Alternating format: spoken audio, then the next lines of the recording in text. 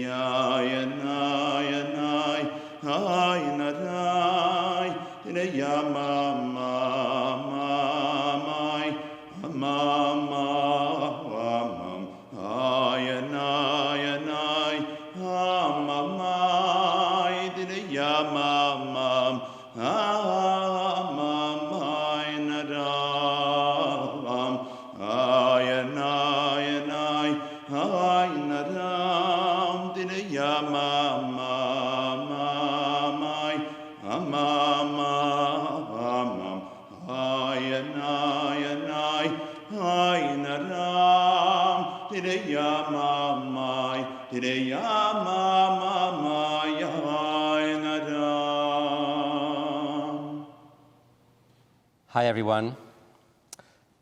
First of all, thank you to David, our president, for your warm words of introduction.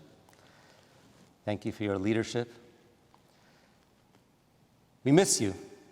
It's been a couple of months since we have been forced to be physically apart, but we remain spiritually close, spiritually connected. As we prepare for the new year, for Rosh Hashanah, I want to just share some brief thoughts about how to approach this day and how to prepare appropriately for our Jewish New Year, 5781. We have to be careful on a lot of people when we approach Rosh Hashanah, there's a certain trepidation, a certain sense of worry. After all, it's our day of judgment. And as they say, life is hanging in the balance. Nobody's perfect. We've all made mistakes this year. And we ask God to forgive us for those mistakes we've made, for not living up to our potential as human beings, as Jews. But it's important to remember that Rosh Hashanah is a yontif. We're not allowed to be sad on a festival. In fact, it's a joyous day. God is not threatening us, God forbid. God is promising us another year. God is giving us the opportunity to start with a clean, fresh slate. We should approach this opportunity with confidence, with optimism. And the year that has passed with all of its troubles is now going to end. The new year will bring new possibilities, new opportunities, new spiritual energies. It will be a wonderful new year. This is the gift that we are looking forward to. They tell the story I heard this story from the former chief rabbi of Israel, Rabbi Israel Meir Lau. And he repeats the story often of one of his earliest visits to the Rebbe. He once visited the Rebbe and they discussed all the problems going on in Israel. And Rabbi Lau would travel to communities around the world, and so they, of course, discussed all the problems and the issues that communities around the world were facing. And at the end of this conversation, Rabbi Lau turns to the Rebbe and he says in Yiddish, "Was wird sein?" What's going to be?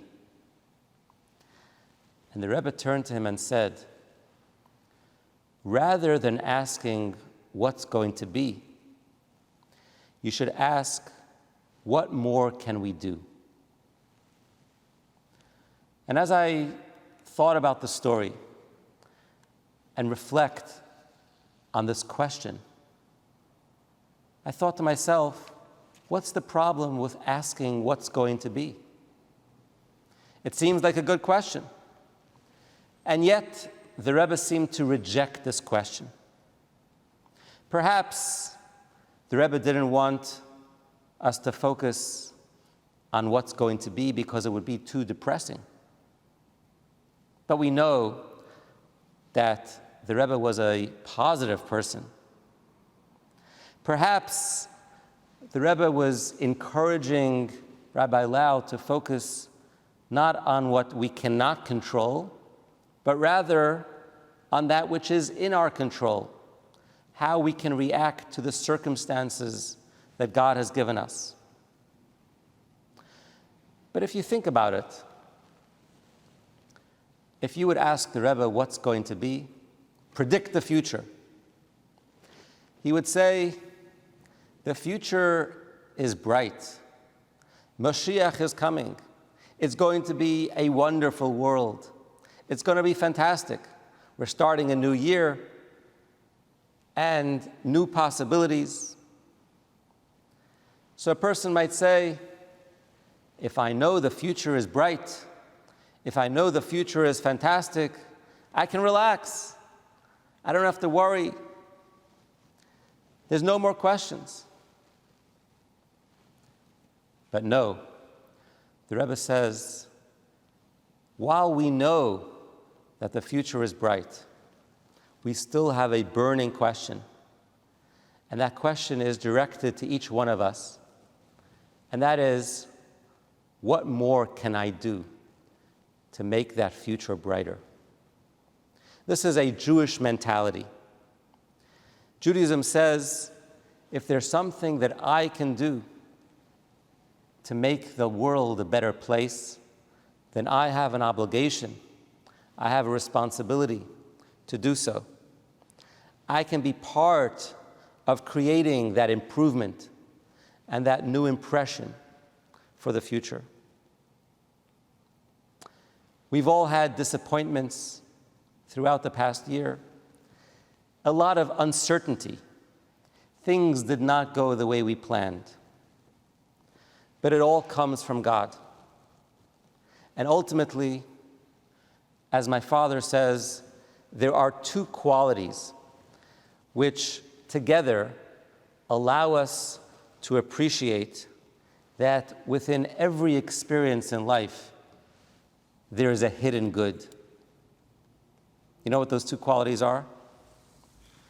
Faith and patience. Faith allows us to believe that there's a higher and better purpose to life. And the patience allows us to hang in there, to wait, and to do whatever we can to bring that time closer. As long as we allow those two qualities to remain within our consciousness, we will be able to persevere. We'll be able to weather the storm, and any crisis, any difficult situation can be overcome. And so as we prepare for this new year, The question that we all ask is not what's going to be in the new year, but what can I do about it? How can I ensure that this new year will be a good one, a sweet one, a happy one, a healthy one, and that God will indeed inscribe each of us in the book of life for a Shana Tova. I wish you and your families and your loved ones a very sweet new year. Amen. Hi, this is Jay Silver. Ich bin Yehuda ben Moshe Zilber. L'Shana Tova to everyone at B'nai Abraham Chabad. The scene behind me is actually where I was supposed to be today, davening at the wall in Jerusalem. But COVID-19 made me cancel my trip to visit family in Haifa, pray at the wall in Yerushalayim, and reconnect with modern Israel in Tel Aviv. Well, maybe next year. Of course, I must ask that if I've offended or harmed anyone watching this video, I beg your forgiveness.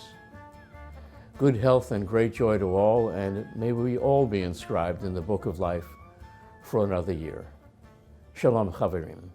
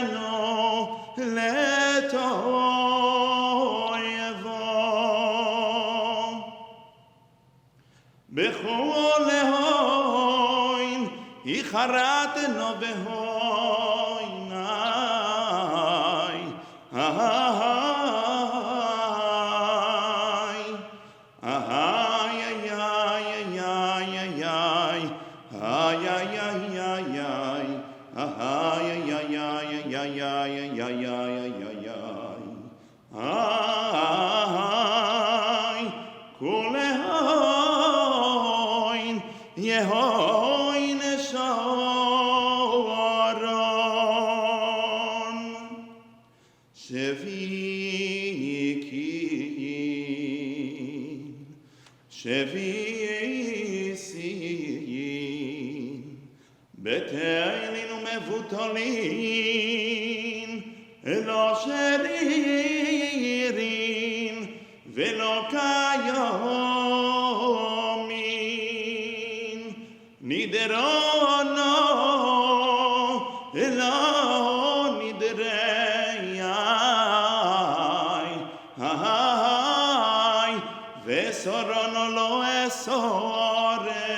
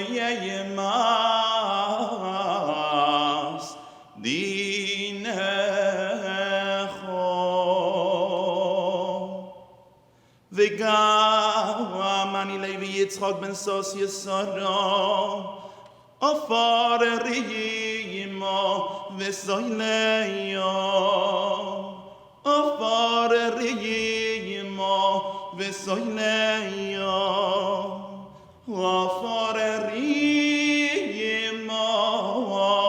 וסויליה.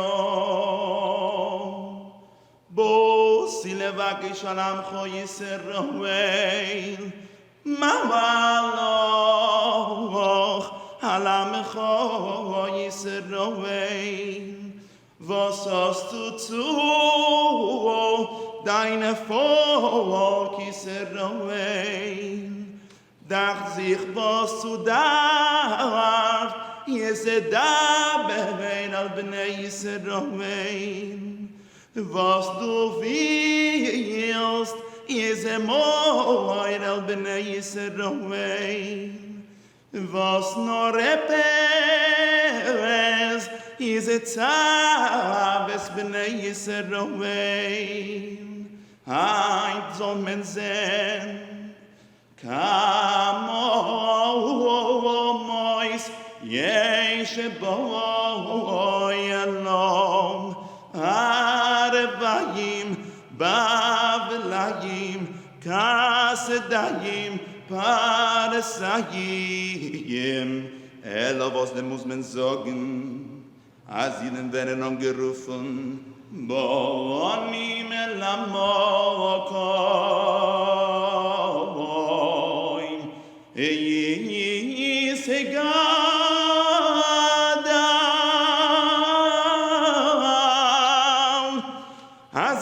ben angerufen in Boanim elamokoim,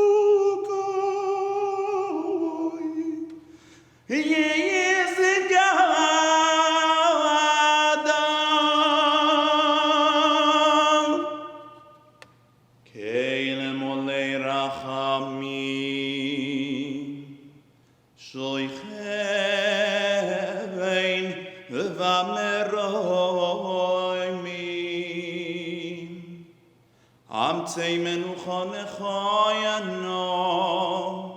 Al kanefei ashechiyano.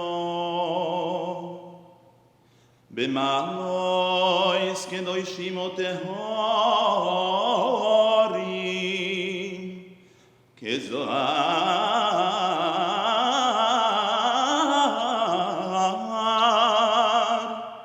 Rokei amazirim Eseni shemois Shisha milyoinei yehudim Hakedoshim v'yatehoirim Shehu mesu V'shenergu v'shenishchatu v'shenisrefu v'shenitbeu v'shenechneku Al kedushas Hashem Mavon Shebli nederatein Sidoko be'adas koras nishmu yisayem Beganei Eden Beganei Eden Beganei Eden tehei menuchasom Lochein bano rachamim Yastirein b'seiser kenofov le'yoyalomim Veitzeroi mitzroi rachayim Esnim shmoiseihem V'Hashem unachalosom V'yonuchu v'sholoim v'sholoim amishkevoi seveyem V'noimar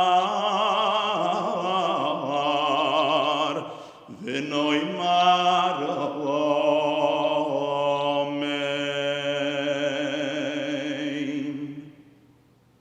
Greetings from Atlantic City, New Jersey. This is the Balance wishing everyone in Philly a happy and sweet and healthy new year. Rosh Hashanah Tova, and we'll see everyone real soon. Happy New Year. We're very excited to welcome back our dear friend Cantor Levi Lipinski, who has been with us before and will be leading this year's high holiday services here at B'nai Abraham Chabad. Before we ask Rabbi Lipinski to share a little bit about his background, I wanted to share a story. And the story takes us back to Eastern Europe. One of the great Hasidic masters, Reb Meir of Pre-Rosh. So this was one year right before Rosh Hashanah, and in a town not too far from Pre-Rosh, there was a very wealthy man, a member of the community, who was also pretty arrogant. And he decided that it's going to be his honor to lead the community as the chazan, as the Baal Tefillah, as the cantor for the days of awe. In other words, he self-appointed himself for this position, and the people of the town really didn't know how to stand up to him and tell him that he's not worthy of this position. So out of desperation, they sent a delegation to Pre-Rosh, to Reb Meir, to ask for some advice. What should we do? We really don't want this individual leading us, but we have no choice. So Reb Meir turned to them and said, the custom here in this district is that before the days of awe, every town has their own chazan, and they usually come to me to get a blessing, to ask for some guidance before taking on this weighty responsibility. And I'm sure this fellow will be no different. He'll come as well. And when he comes, I'll get a sense of who he is, and I'll be able to give you some direction. So sure enough, in the days leading up to Rosh Hashanah, the Baalei Tefillah, the cantors from all the surrounding towns come to Premishlan, and Reb Meir greets each one of them, gives them a blessing, wishes them success in their sacred endeavor. And then this fellow comes in and also is seeking the blessing of Reb Meir for this important endeavor. And Reb Meir turns to him and he says, you know, we have 3 prayers. In biblical language, we have Tefillah LaMoshe, the prayer of Moses. Moses, of course, was the father of all the prophets, the greatest teacher of Israel. And although he was kvad peh, he was of heavy mouth and heavy speech, nevertheless, his prayers were worthy to lead the community of Israel. And then we have Tefillah LaDavid, the prayer of King David. King David is known as the singer of Israel, and with his beautiful melodies, he would lead the Jewish people in song. And finally, we have Tefillah LaAni, the prayer of the pauper. Reb Meir turns to this Jew and he says, you know, today also, the cantors fall into one of these 3 categories. Either they are righteous like Moses, either they have a great voice and therefore they can fall into the category of the prayer of King David, or they're poor. And a pauper has a humble heart, and we know that God will never turn away the prayer of a humble heart. So Reb Meir turns to this Jew and he says, which one of these 3 do you fall into? It seems that you're not in the category of righteous like Moses. You're not blessed with a beautiful voice like King David. And neither are you a pauper. I guess I will have to pray to heaven that you'll be able to fit into one of these categories. Now we know that it's going to be very, very difficult, almost impossible, to pray to God to make you righteous like Moses, or to give you a voice like King David overnight. That would be a prayer in vain. So the only choice we have is to pray that you become a pauper, and therefore with a humble heart you'll be able to serve your congregation by leading them in prayer. No, no, no. He says, I'll step down. I'll give somebody else the honor of leading this year's services. So this is a little anecdote that gives us some insight into the great responsibility that the one chosen by the community to lead the prayers has on his shoulders. So I want to turn to Reb Levi, our cantor this year, and give us some background on how you got into this role of singing. Is this something that came natural to you? Is this something that you cultivated over the years? How did you come to lead congregations like ours for high holidays? Okay, so first of all, it's an honor to be here for this high holidays again. All this started, I grew up as the oldest son of Rabbi Lipinski and his Rebbetzin. They are shluchim in Buenos Aires, Argentina. So I was involved in the congregation in different parts, either whenever the chazan will come a little bit later for the tefillah, I will start at the beginning of the prayer. So I liked the stage in a way, from a young age. But I had my Zaydi, Olav Shalom, he was a Holocaust survivor, of Shalom Chaim, and he always pushed me, you have a nice voice with his Polish accent, you have a nice voice, why don't you become a chazan? So it was always that the ringing voice in my head. And after I turned bar mitzvah, of course, I lead the prayers in shul, and I went around in Buenos Aires to different Chabad houses where I became the chazan for the high holidays. And then at the age of 16, I said I want to pursue this in a more professional way. So I started taking voice lessons.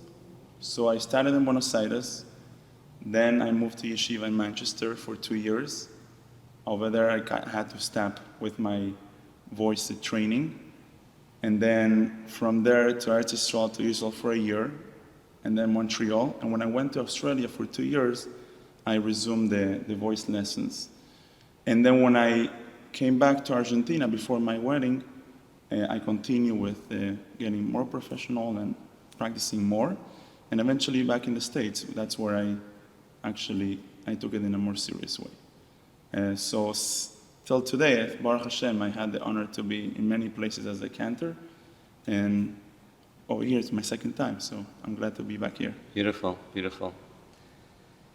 Do you feel in any way that leading the rest of the community enhances your own prayers, or do you feel like it takes away from your opportunity? You know, Rosh Hashanah and Yom Kippur is a chance for each of us to deepen our relationship with God in a very serious way. And I'm just curious whether, in your own prayer experience, you feel like it's lacking because you're performing, or not necessarily. Perhaps leading the congregation in prayer is something which adds to your own prayer experience. It's a great question. In fact, I say it jokingly, but I will not know how to pray, how to daven as a congregant. I have to be a chazan. Otherwise, I don't feel the Yom Kippur and the Rosh Hashanah feeling. But at the same time, one of the responsibilities as a cantor, as a chazan, is to really understand what are you saying, because to some degree you're representing everyone before God Almighty. So that's just a responsibility. Once I understand the prayer, the liturgy of davening, really, if you're honest with yourself, it's a humbling experience. And with the help of everyone else, praying without a crowd, it's a whole different experience. So the crowd really creates the feeling of the chazan. I feel, especially in big crowds like B'nai Abraham or other shuls like this one, when you can hear the humming of people and people participating in the prayers, really enhance your feelings as a cantor and the meaning behind the words. Singing a Kol Nidre with an empty room could be beautiful, the professional aspect of the singing, but then is lacking the neshama, the soul, which the congregants really add to it. So it's a partnership. Wow, beautifully expressed. I'm a little bit nervous, to be honest, about this year, because we're used to having that participation of a larger audience and a larger community coming together. And sadly, this year, it looks like we're not going to be able to all be together. We're going to have a much smaller crowd with numbers, quantity, but hopefully the quality will make up for it, and even behind the masks, we'll be able to join you in participating and partnering with you in this experience. Okay, well, we're looking forward. In a way, if I may interrupt you, in a way this really describes what the Talmud says, that the cantor also exempts the obligation of prayer for those who, for some reason, they couldn't come to shul. So I think this year will bring a new element of the cantorial aspect of being responsible not just for the congregants at shul, but also outside of the shul.